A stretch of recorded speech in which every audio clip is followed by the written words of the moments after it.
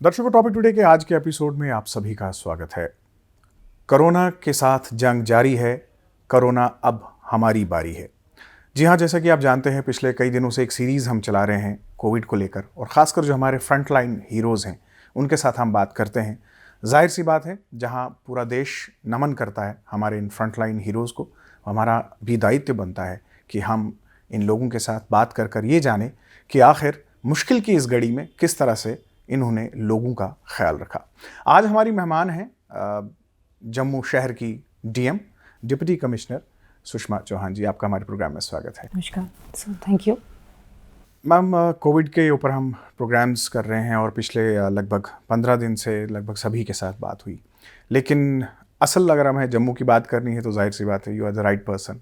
District magistrate जो आप हमारे हैं, और आपके ही हाथों से, आप ही के टेबल से जितने भी फैसले जिनकी इम्प्लीमेंटेशन ग्राउंड पे होनी है वो आप ही के ज़रिए निकलती है।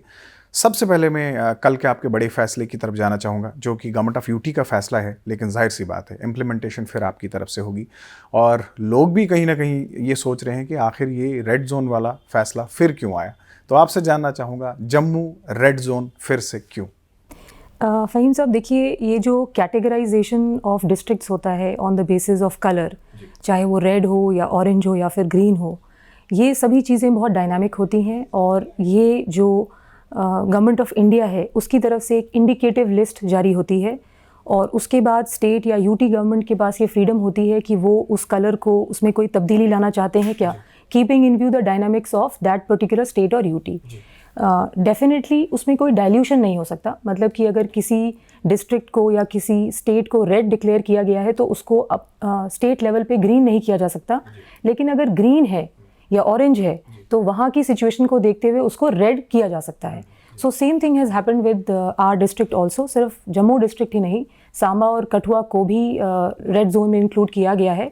और इसके पीछे जो मुख्य कारण है, the main reason behind this colour of red being given to Jammu is primarily because अब अगले आने वाले 15 दिनों में काफ़ी भारी संख्या में लोग, जम्मू के बाहर के लोग जो वापस आना चाहते हैं वो लोग वापस आएंगे, and that number will go in hundreds and maybe thousands. So when there is so much influx of people moving, और हर दिन डायनामिक्स चेंज हो रही होगी, और जो एक हमारी गवर्नमेंट का ये फैसला है कि जो भी व्यक्ति बाहर से आएंगे उन सभी को कंपल्सरली एडमिनिस्ट्रेटिव क्वारंटाइन करके उनको टेस्ट करने के बाद जब वो नेगेटिव आएंगे फिर उनको उनके घर हम वापस भेजेंगे। तो जब इतनी सारी चीज़ें अंडर प्रोसेस होने वाली हैं in some time to come over the next 15 days, so it was befitting to keep the district under red zone and the restrictions which are applicable for the red zone. एक और बात यहाँ पे पूछना चाहूँगा, जैसे आपने अभी बात की कि सभी लोगों को जो है वापस लाया जाएगा और एक प्रॉपर प्रोसीजर को जो है वो फॉलो किया जा रहा है। हर किसी को जल्दी है घर जाने की, और ख़ासकर जो इस सिचुएशन में हम नॉर्मल सर्कमस्टेंसेस में तो काम नहीं कर रहे हैं, ये एक वॉर लाइक सिचुएशन है।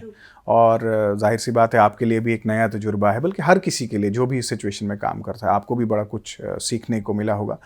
अब एक नॉर्मल शिकायत जो सुनने को मिलती वो ये है कि गवर्नमेंट की तरफ से जो हेल्पलाइन बनाई गई है या हेल्पलाइन नंबर्स दिए गए हैं उन पे कोई रिस्पॉन्ड नहीं करता है, क्योंकि हर कोई चाहता है कि मुझे बड़ा प्रॉम्प्ट रिप्लाई मिले। मैं जानता हूँ कि टेक्निकली वो पॉसिबल नहीं है, आप लोगों को भी न सिर्फ जम्मू का बल्कि पूरे जम्मू कश्मीर का जो है वो ख्याल रखना है।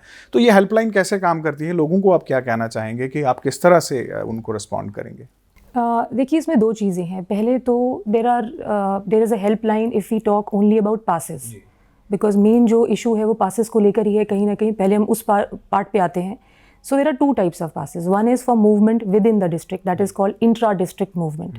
इंट्रा डिस्ट्रिक्ट मूवमेंट पासेस हमने ई पासेस की सुविधा भी शुरू कर दी है, लेकिन पास के लिए अप्लाई करना does not entitle the applicant to getting a pass. Pass भी उसी को मिलेगा जिसके पास एक जस्टिफाइबल एक्सेप्टेबल रीजन होगा, such as a medical emergency और some other kind of emergency. So then what happens is a lot of people apply, but not all of them get an approval, which is being seen as why my pass has been rejected. But as far as pendency is concerned, I am very happy to tell you that जिस तरह का system हमने DC office में अब put in place किया है, we have enough number of people working and there is zero pendency. That means the disposal is real time. If you are applying for a pass, you will get a reply there and then. It might not be an approval, that's a separate issue, but the response would be there and then. Now coming to the second part, which is an inter-district movement pass, that is working through a email. You apply because उसमें बहुत सारे documents है जो आपको attach करने होते हैं. There has to be a justification as to why you want to travel. Keeping in view all of that, again, if it is a proper justifiable reason, we are disposing of those cases also. उसमें भी हम 24 hour के अंदर the response is given to whoever is the applicant. Now, of course, nobody wants to hear a no or see a rejection. Rejection is not being taken as something which is very nice, but the disposal definitely, the time taken for disposal is not more than 24 hours in either of the cases. आपके दो फैसलों पे बड़ा एतराज़ हुआ, खासकर लोगों को. जाहिर सी बात है, जब भी आपकी तरफ से सख्ती होगी, रिजनमेंट तो होगी. रेड जोन्स को लेकर जो है वो काफ़ी चर्चाएं हुई कि आखिर यहाँ पे पेशेंट्स नहीं थे, बड़ा सेलेक्टिव रेड जोन्स जो है वो किए गए. इसमें आप क्या सफाई देंगे? सफाई कुछ भी नहीं दूंगी. I will just tell you the thought process which goes into declaring a particular zone as a red zone. जो थॉट प्रोसेस होता है, मैं आपको ये बताऊंगी that this is a very, it has to be this decision when you are arriving at a conclusion. आपको बहुत सारे वेरिएबल्स एक साथ, बहुत सारे फैक्टर्स एक साथ कंसिडर करने होते हैं और एक बहुत ही रैशनल डिसीजन मेकिंग करनी होती है. And keeping all those factors in mind, अगर मैं रेड जोन की ही इन पर्टिकुलर बात करूँ, it is the number of cases which have been detected as positive plus the contacts of positive elsewhere but who have footprints in a particular area. Because अगर कहीं कोई और जाकर पॉजिटिव हुआ है लेकिन वो रहने वाले एक पर्टिकुलर एरिया के थे या उनके बहुत सारे हाई रिस्क या लो रिस्क कॉन्टैक्ट्स उस एरिया के थे, तो वो एरिया भी उतना ही पोटेंशियली सस्पेक्ट बन जाता है जितना कि that location from where those positives have been detected. So when you value all these things and you keep the potential in mind that this could be the area which could have probably been infected till all have been sampled and results have come out. Keeping all that in mind, that is what goes on behind declaring a particular area as a red zone or not. Covid के साथ लगभग आधे से ज़्यादा जंग हम जो है वो जीत चुके हैं. कैसा महसूस होता है आज आपको कि आपकी जो टीम वर्क है, आपकी जो एफर्ट्स हैं, आपने एक रिज़ल्ट लाया है, आज जम्मू जो है वो कोविड फ्री है, तो कैसा महसूस होता है आपको? From very early on, for last 4-5 days, जब से Covid free phrase has been used, I have been constantly saying that let us not be too quick to declare ourselves as COVID free, because there is no way to definitely know that there is absolutely no case positive anywhere in the district. The best thing to say is that all reported positive cases have cured. So that is the best line to say. But then of course we are using a combination of strategy. जो हम door to door survey करवा रहे हैं या हम random sampling कर रहे हैं, ये सब वो तरीके हैं जिनके ज़रिए हम ये अराइव करने की कोशिश कर रहे हैं कि कहीं पर डिस्ट्रिक्ट में कोई कम्युनिटी स्प्रेड के चांसेस तो नहीं है. But it feels good. Definitely you feel happy that whatever strategy you were using, because of that you have been able to arrive at a certain conclusion. But as there's a very famous saying that it isn't over till it is over. So ये सोचना कि शायद ये लड़ाई ख़त्म हो गई है या हमने एक certain path cover कर लिया है, वो सही नहीं होगा, because I feel it's a long way to go and we have to stay the course. थोड़ा हम बैकग्राउंड में अगर जाएं तो हम उस दिन को याद करें जब से ये लॉकडाउन वगैरह हुआ.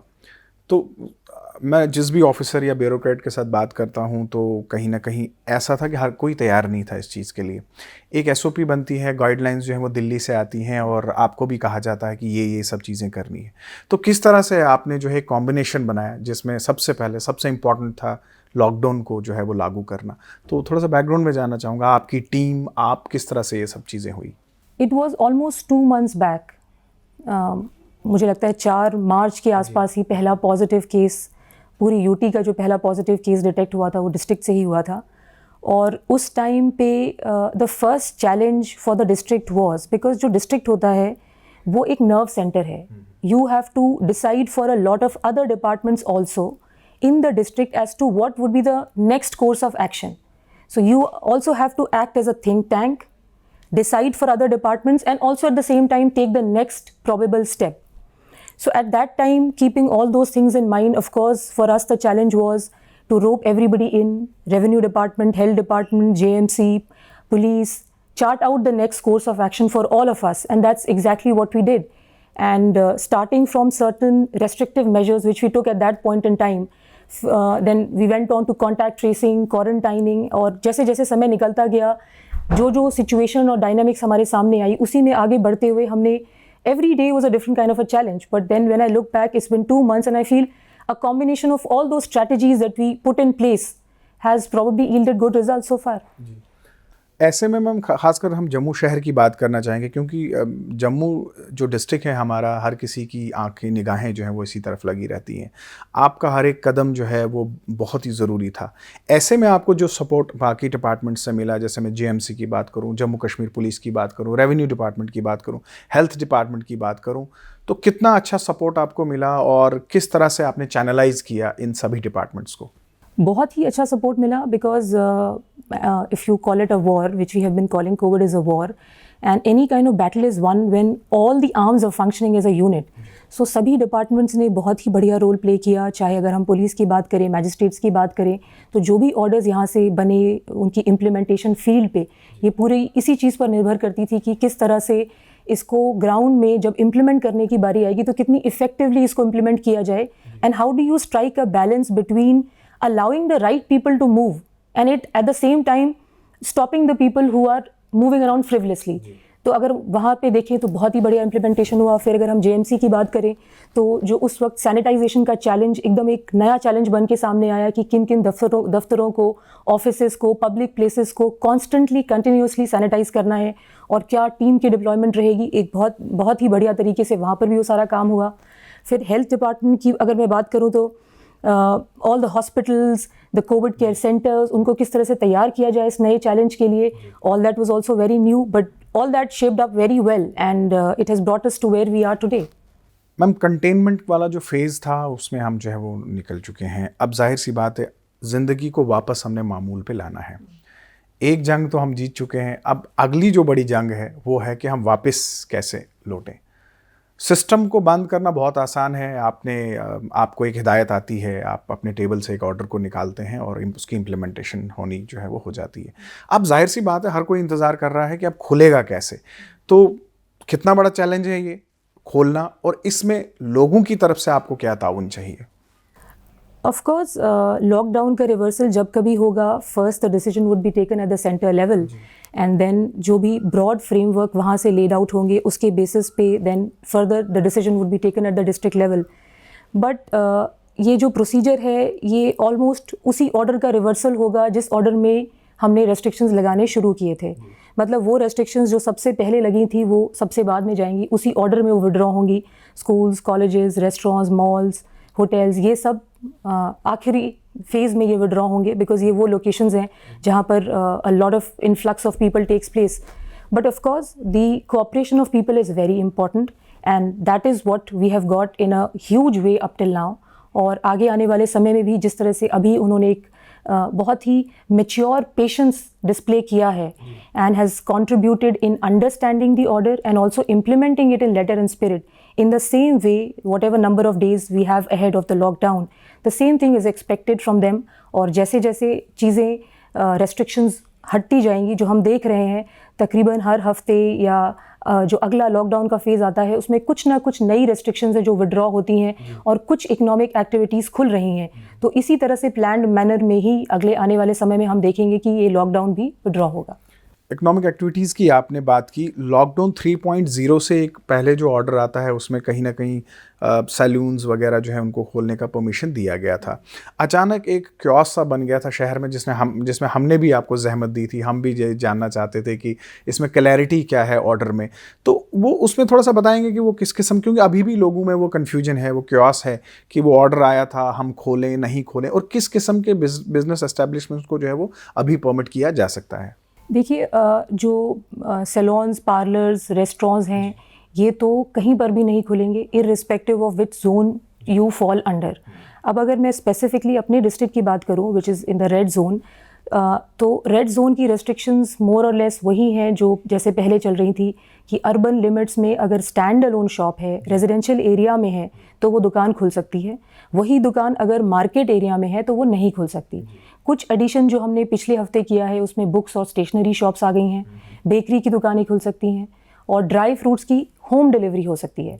और कुछ इलेक्ट्रिकल शॉप्स जो पंखे वगैरह बेचती हैं वो भी खुल सकती हैं. तो this is what is the addition so far. But other than that अगर पार्लर्स सैलून्स की हम बात करें तो वो तो हर डिस्ट्रिक्ट में बंद ही है, irrespective of which category you fall under, including the liquor shops also, because that is also a very frequent query which has been coming. तो मैम लिकर शॉप्स को लेकर ये क्लियर है कि फिलहाल जब तक नई कोई गाइडलाइंस एसओपी जो है वो नहीं आती तब तक वो absolutely liquor shops irrespective of आपके जोन में है, रेड में है, ऑरेंज में है, ग्रीन में है, they will be close through out the UT.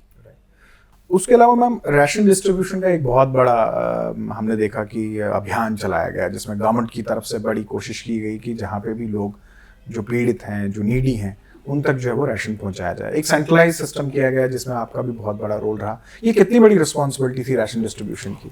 In fact जब हम शुरू में बात कर रहे थे and we started off with what were the initial load, what were the initial load और challenges on the DC office directly.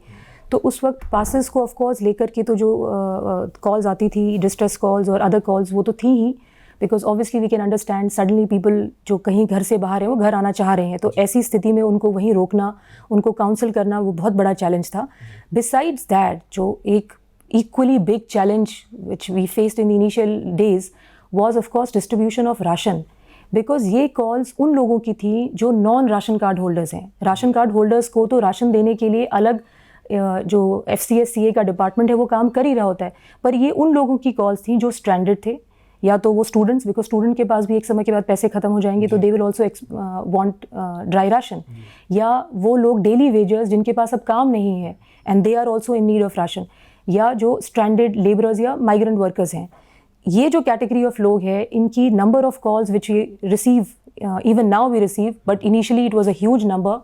And अगर मैं पिछले एक महीने की स्टेटिस्टिक्स आपको दूं, तकरीबन 2.5 lakh souls, 2.5 lakh souls have been provided ration, dry ration, which comprises of atta, chawal, chini, oil and other ingredients which are required by a family to sustain for a week. तो ऐसे ही उनको रिपीट करके हमने 2.5 लाख souls को पिछले एक महीने में कॉल्स के थ्रू हमने उनको राशन प्रोवाइड किया है. Jammu district being a capital city, obviously the people who were stranded or struck was much more than anywhere else, and then I think because of the way the teams worked, इसमें revenue department and a lot of NGOs along with the police, they worked wonderfully. उन्होंने अपने areas को Jones में divide किया. जैसे ही किसी particular area के लिए कॉल आती थी वो जोन की टीम एक्टिवेट हो जाती थी, because ration you have to provide at the same on the same day. The response time is not much. ऐसा नहीं है कि आप उसको 48 आवर्स के बाद अटेंड करेंगे, आपको उसी दिन within few hours you have to attend to that call. So that worked seamlessly and it worked wonderfully. मतलब this is one of the best practices I can say of the district which was brought into action during this time. आपने राशन के सिलसिले में volunteers की बात की, NGOs की बात की, सोशल ऑर्गेनाइजेशंस की बात की. हमने देखा कि जम्मू डिस्ट्रिक्ट में बहुत सारे लोगों ने वॉलंटियर किया. कितना सपोर्ट आपको मिला इन ऑर्गेनाइजेशंस का? बहुत ही ज़्यादा सपोर्ट मिला in both the ways, in terms of identifying people who are in need of ration and also in volunteering not only their services but also other food articles items जो वो खुद भी देना चाह रहे थे और लोगों में बांटना चाह रहे थे. दोनों ही तरफ से it was regulated by the administration, but everywhere जहाँ कहीं भी हमने राशन डिस्ट्रीब्यूशन किया उसमें volunteers का role I would say was always there. Almost 50%. In 50% of cases were brought out by them and they were themselves volunteering to go out. So it was a huge contribution, and this is one of the main reasons why this has been attended to so seamlessly. Jammu चूँकि capital city है, जैसे ma'am आपने भी कहा, तो बहुत सारे government offices हैं, बैंक्स हैं, कमर्शियल एस्टेब्लिशमेंट्स हैं. अब हमने देखा कि इस फेज़ में उनकी स्प्रेइंग वगैरह जो है वो की जा रही है, सैनिटाइजेशन की जा रही है. किस तरह से गवर्नमेंट ऑफिसेज या बाकी जैसे बैंक्स वगैरह हैं उनकी स्प्रेइंग वगैरह की जा रही है? As I said in the beginning, when we started charting out the roles and responsibilities for various departments, तो उसमें JMC के लिए, जम्मू म्यूनसिपल कॉर्पोरेशन के लिए और बाकी म्यूनसिपल कमिटीज़ भी, there are 8 more municipal committees which are functional within the district, उन सभी के लिए मेन रोल रिस्पॉन्सिबिलिटी यही थी, continuous scheduled sanitation of all public places, public offices and also of vehicles. So it is being taken up in a continuous way as per the prescribed procedure. So JMC has done a commendable job, and it is being done continuously. They have roped in more machines also from other departments, particularly fire and emergency services, and it is being done as a regular feature, and it is going to be this way for some more time now. Ma'am, एक ज़ाती सवाल, कितना बड़ा learning experience है आपके लिए? मैं programme से पहले भी आपसे बात कर रहा था कि ऊपर वाला ना करे कोविड जैसी घड़ी फिर आए, लेकिन अगर हम इतिहास पे नज़र मारें तो लगभग 100 साल में ऐसी कभी कोई घड़ी आई है, चाहे हम वॉर लाइक सिचुएशन की बात करें। तो एक बड़ा लर्निंग एक्सपीरियंस है आपके लिए, और ख़ासकर आप जम्मू शहर की डीएम हैं, तो इससे सभी उन ऑफिसर्स का प्रोफाइल जो है वो काफ़ी रिच हो जाता है, क्योंकि इस मुश्किल घड़ी में जिन लोगों ने काम किया, फील्ड में काम किया, उनके लिए एक बहुत बड़ा लर्निंग एक्सपीरियंस था। आपके लिए ये कितना बड़ा लर्निंग एक्सपीरियंस है? आपने सब कुछ कह ही दिया है, you summed it up very well. It's a life time experience because it is very unique. 100 साल में एक बार, जैसे आपने राइटली पॉइंट आउट किया, a pandemic, last pandemic was about 100 years back, and it is different from a law and order experience, it is different from an election experience, it is different from any other experience of this magnitude, because इसमें बहुत सारे angles associated थे और अभी भी हैं।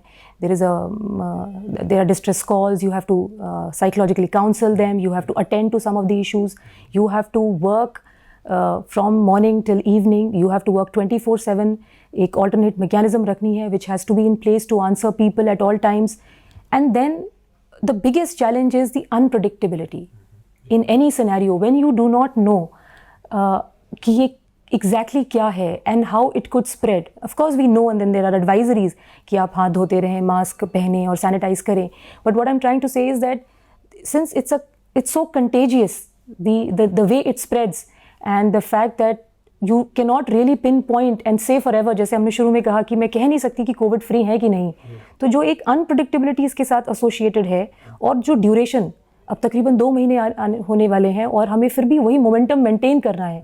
Other things come and go, there is a time span associated with it, but in this case we still have to maintain the same alacrity, उसी alertness, उसी जील, उसी मोमेंटम के साथ काम करना है, और एक कॉम्प्लेसेंसी नहीं आने देनी है। जैसे on the field, if I see my people, constantly they have to ensure that their hands are washed, they are wearing masks. So ये चीज़ें repeatedly करना, और इस चीज़ को कैसे ड्रिल करना, और इस टाइम पे how to motivate your own people, stay motivated, stay the course, what things to allow, what not to allow. So the entire learning of the last 2 months has been absolutely unmatchable. DG साहिबा, इसके अलावा देखें तो जब लगभग 2 महीने का वक्त जो है हम मुकम्मल करने वाले हैं, लोगों ने आपको भरपूर साथ दिया, आपका जो ख़ासकर आपके जम्मू शहर के लोग हैं, और ऐसे में जैसे आपने खुद ही कहा कि एक डिफरेंट पर्सपेक्टिव में हम काम कर रहे हैं, लोगों के इमोशंस हैं, सेंटिमेंट्स हैं, कोई बीमार है, कोई परेशान है, और जब भी वो घर से बाहर निकलता है तो उससे एक ही सवाल पूछा जाता है कि क्या आपके पास डीएम का पास है? तो लोगों से क्या कहना चाहेंगे, क्योंकि अब ये लड़ाई जो है, हम जैसे मैं बार बार कह रहा हूँ कि आधी लड़ाई हम लड़ चुके हैं, जीत चुके हैं, और इंशाल्लाह आने वाले वक्त में हम इसको पूरी तरह से जीतेंगे। अब चूँकि मुझे जैसा लग रहा है कि अब थोड़ा ही समय है, हमें थोड़ा और सब्र करने की ज़रूरत है, क्या कहना चाहेंगे लोगों को कि वो थोड़ा सा ताउन और आपको दें? फ़हीम साहब, बस मैं यही कहूँगी कि अगर आप कहें कि लॉकडाउन बहुत अच्छे से इम्प्लीमेंट हुआ और काफ़ी चीज़ें सही होती गईं और इसलिए शायद अब हम things are under control, this is the best line to say, उसमें जो श्रेय है वो बहुत significant contribution goes to the public at large, क्योंकि एक लॉकडाउन या रेस्ट्रिक्टिव मेजर्स तभी इफ़ेक्टिव हो सकते हैं ग्राउंड पे जब लोगों को ये समझ में आए कि उनकी बेहतरी के लिए, and they themselves choose, there are choices and they themselves choose that we will do this because this is for our own good. So that is the kind of societal IQ which we have displayed so far. That is the kind of patience, that is the kind of selflessness that we have showed, that fine, maybe मैं एक healthy इंसान हूँ, मैं fit हूँ, लेकिन मुझे फिर भी contribute करना है because I will not become part of the chain which can then pass on the infection to a vulnerable person. So जिस तरह से हमने सबने मिलकर अब तक कंट्रीब्यूट किया है, चाहे वो front line workers on duty हों या वो लोग हैं जो घर बैठ के कंट्रीब्यूट कर रहे हैं, we have all displayed the collective solidarity of our community with patience, with intelligence. यही चीज़ हमें कुछ समय और संयम दिखाना है, because we have already walked a certain path, we are somewhere close to reaching our destination, उतना ही रास्ता और चलना है। तो मुझे पूरी उम्मीद है इसी पेशेंस, इसी संयम के साथ आगे हम बढ़ेंगे और निश्चय ही हमारी विजय होगी।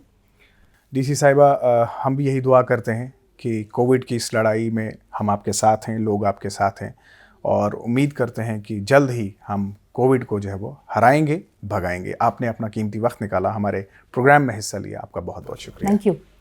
तो जैसे कि डीसी साहिबा ने भी बताया कि मंजिल बहुत करीब है। जी हाँ, ये मंजिल आपको दिख रही होगी और यकीनन ये करीब है, और ऐसे में हमें बस एक चीज़ का ख्याल रखना है कि हमें एडमिनिस्ट्रेशन का, गवर्नमेंट का साथ देना है, ताउन देना है, और कोविड की ये लड़ाई जो हम आधी जीत चुके हैं, हम आने वाले वक्त में कोविड की इस लड़ाई को पूरी तरह से जीतेंगे, और ये दुआ करेंगे कि मुश्किल की इस घड़ी में हर कोई महफूज और सही सलामत रहें, अपने घरों में रहें, सलामत रहें। टॉपिक टुडे के आज के प्रोग्राम में बस इतना ही, फिर होगी आपसे मुलाकात। इजाज़त दीजिए, आदाब।